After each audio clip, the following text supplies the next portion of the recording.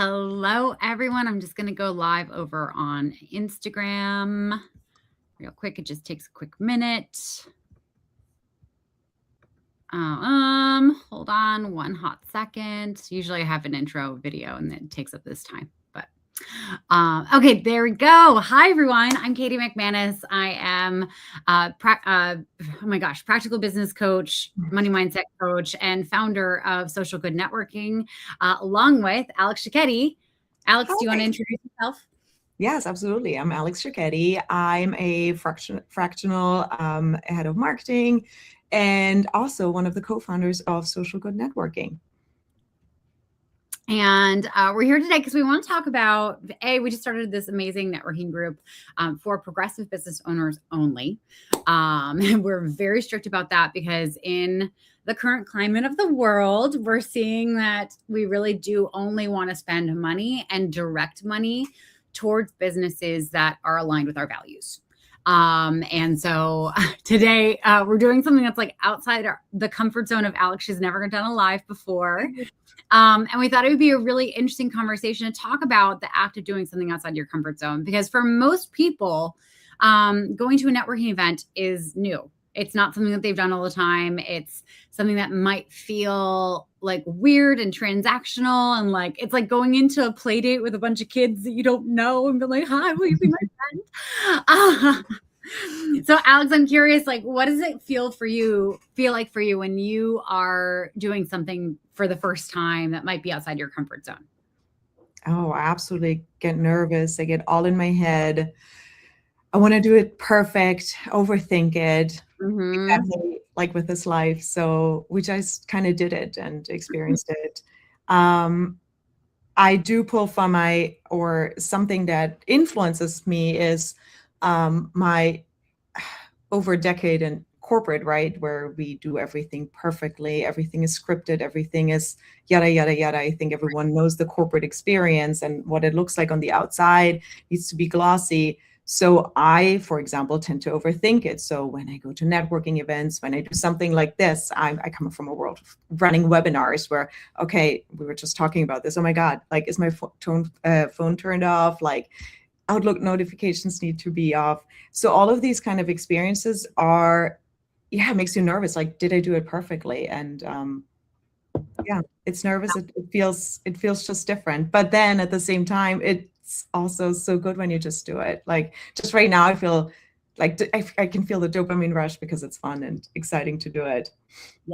Yeah. Well, and it's so cool. Like, I mean, before we started the live, I was explaining to you kind of like what's acceptable and what's normal in a live. And like one of the things that I love about lives is that like the interruptions from your world are actually welcome, right? Your dog making noise, your husband coming through the door, your phone ringing, someone coming to the door to deliver a package, like all that stuff, like gives people some more insight as to who you are and how you deal with interruptions and your sense of humor. And like, people are just curious about you. And the cool thing about lives is that when people are watching them, they really do feel like they're hanging out with you.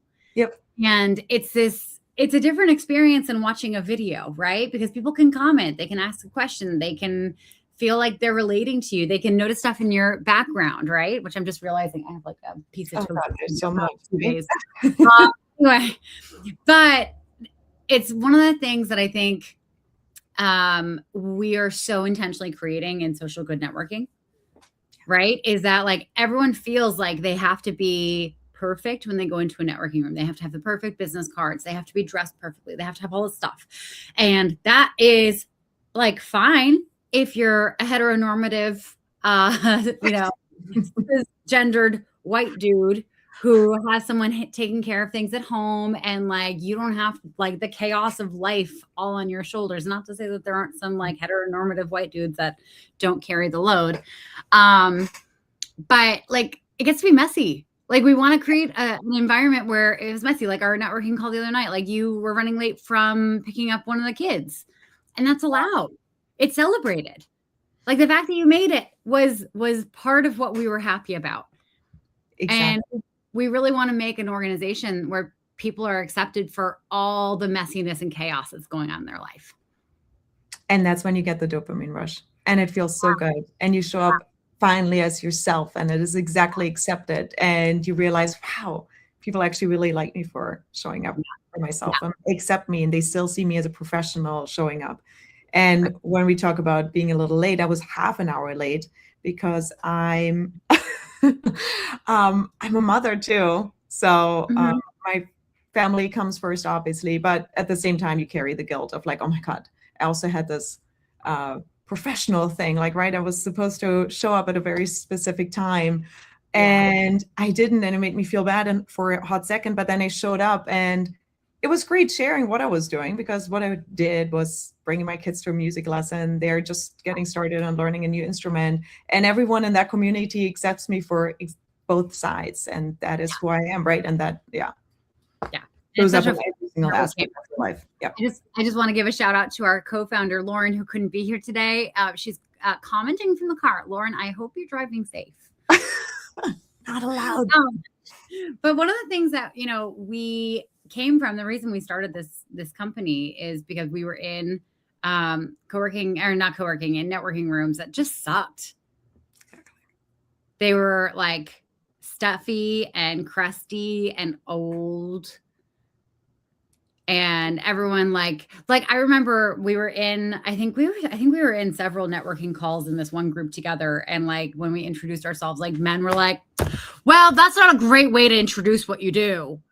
Like you should say this, and it's like, excuse you? Yeah. Do you want to be me for a second? Like, what are you talking about, sir? Exactly. And that's exactly not showing up as your authentic self. And then if you don't show up as our authentic self, we can't, right, create our best work and all of these things. Yes. 100%. No, and we also won't attract like the right people. Yeah. And like once someone comes at you that hard and is like, you're doing this wrong, you're introducing yourself incorrectly, blah, blah, blah. Like there's no way for you to feel comfortable after that. Yep. There's no way of coming back. Just been publicly corrected and told you're wrong by someone who doesn't know the damnedest thing about you.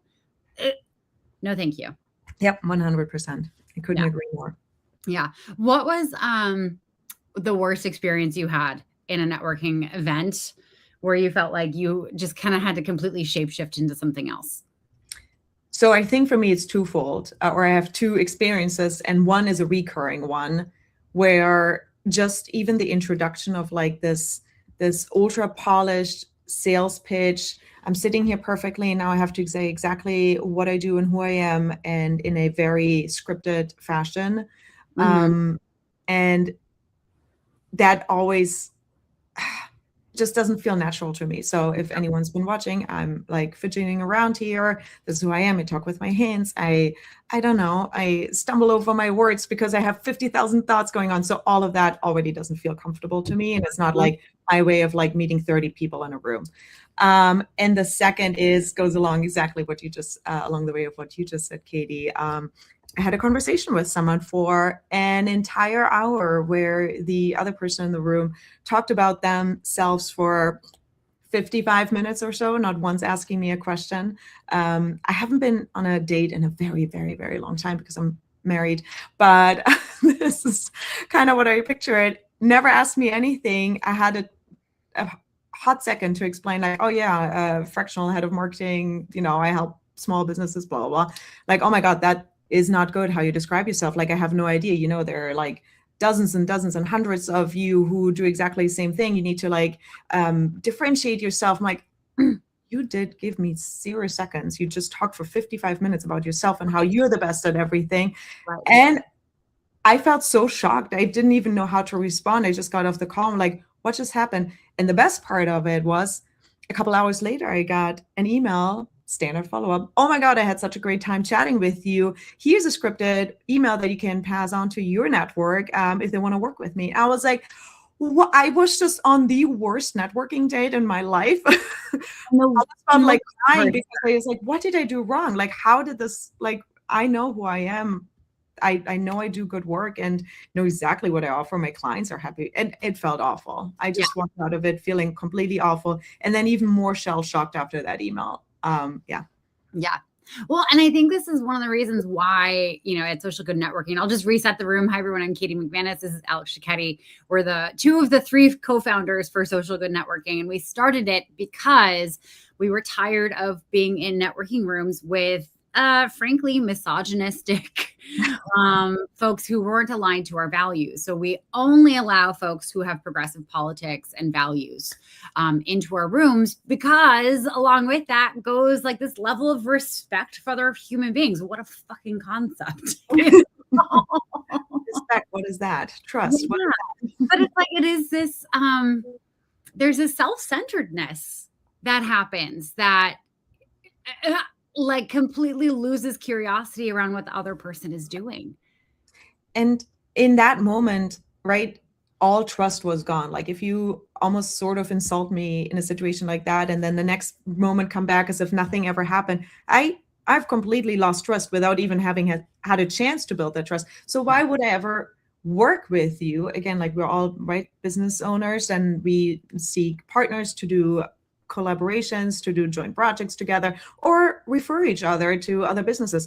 Not in a million years would I ever refer this person to anyone. Like I would never send this to send them to a different business, and they're like, oh yeah, I know he does that, and I surely hope he's going to treat you a little bit more respectfully. So the whole trust level, like if we're getting to know people in networking groups, obviously we can't work with every single person before we can refer them to anyone.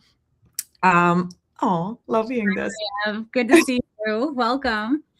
So we can obviously not, right? I'm in marketing, so I can work with 100 web designers and work with a web designer before I recommend them. But based on like building relationships that are founded in trust, then I can go on like, you know what? I know this person, I haven't worked with her personally, but I know who she is. She's amazing. I've seen some of her work, highly recommend her. And that trust element is so important to me. Oh yeah. Well, and it's the difference between an actual relationship, an actual friendship, and a transaction. Yeah, correct. Right?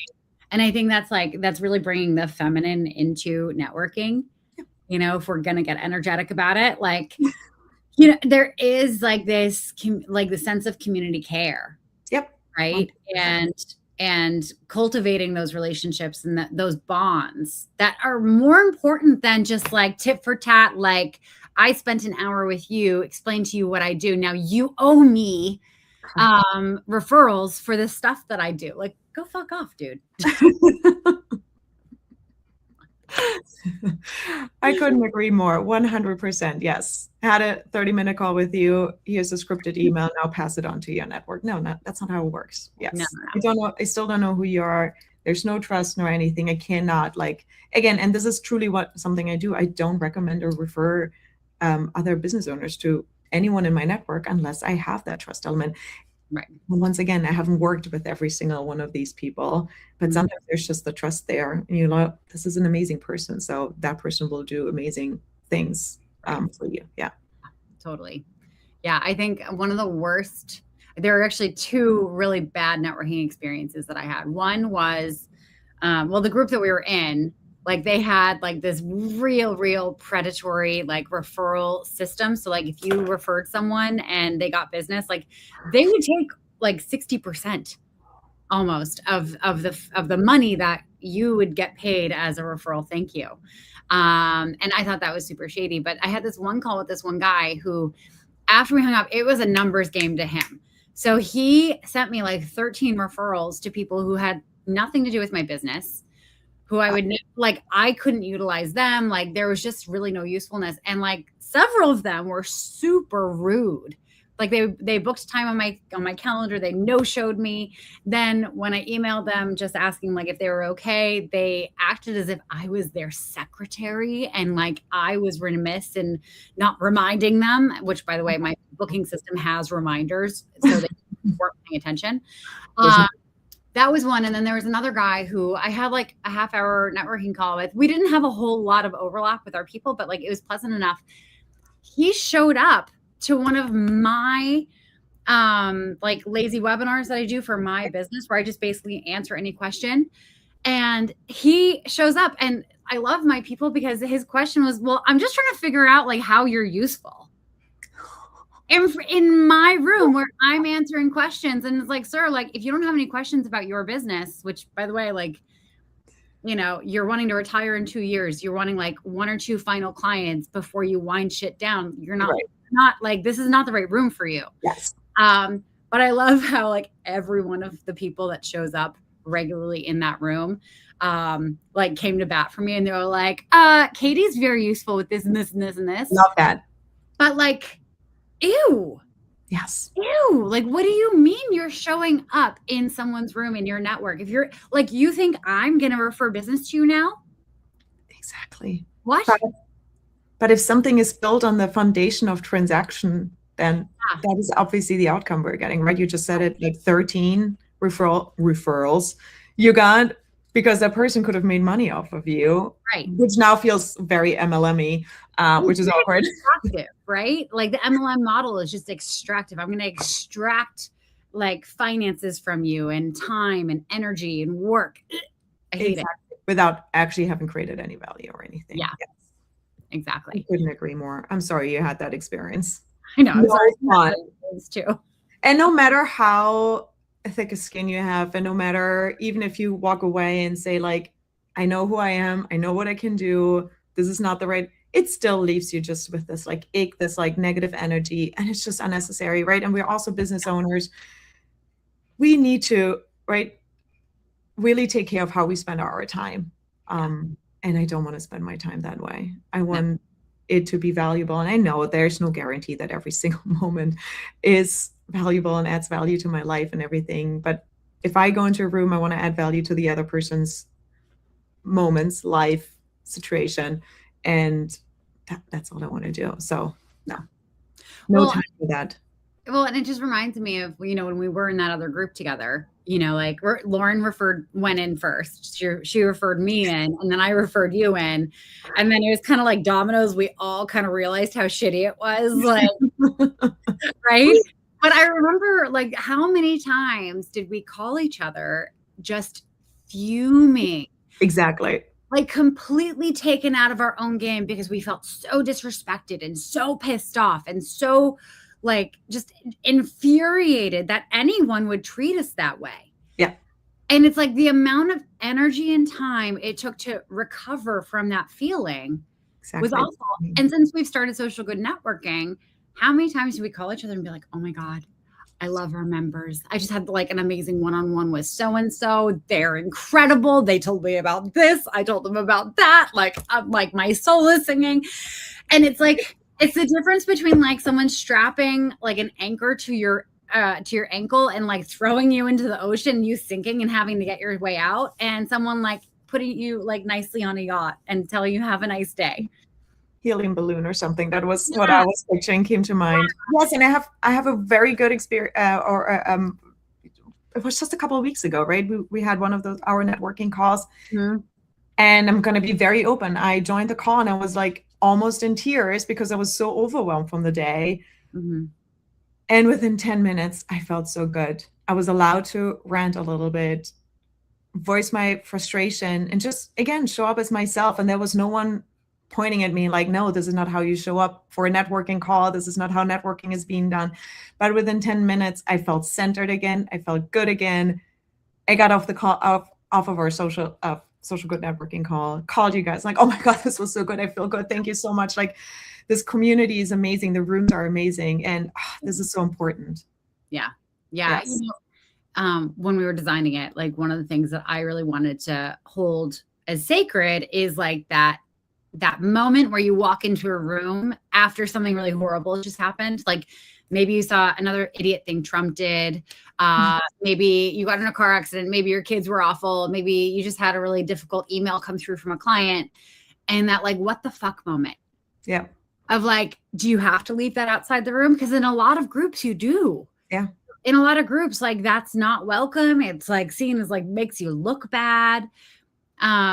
But in our community, like those moments are really like what builds trust. Yeah. And that's why we center it around shared values. Yes. So anyway, I'm so excited for us. I know we were going to keep this short and sweet today. So any final thoughts before we wrap up? Even just this conversation It brings exactly that joy, that dopamine rush, that everything to me. This was my first life. Wasn't 100% comfortable. It was 100% out of my comfort zone because I had done webinars on that, like ultra scripted, like perfect room kind of scenario. And just doing it and trying it out, and it just feels good. Yeah. And it's just different. Yeah, and Faye, love having a networking buddy. Oh my God, it's amazing.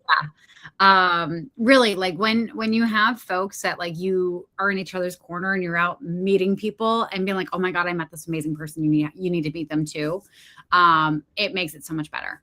So for anyone watching, if you do own a business, if you are progressive, then please go and check out socialgoodnetworking.com. We are small but mighty. We literally just launched about a month and a half ago. And our whole thing is a rising tide lifts all boats. And we want to lift all progressive business owner boats because we need to keep money in that economy. Another cool thing that we are doing is a portion of all revenue is being donated to organizations like the NAACP, the ACLU, and Planned Parenthood, because money is power. And we want to really back those organizations that are fighting for human rights right now, because that's something that we need to fight for. Anyway, I'm Katie McManus, co-founder of Social Good Networking. And I'm Alex Ricchetti, the co-founder of Social Good Networking, and also fractional head of marketing. Yeah, awesome. If you have any questions about Social Good Networking, then feel free to DM either one of us. And otherwise, we look forward to seeing you live next Thursday. Thanks, everyone. Thanks. Bye. Bye.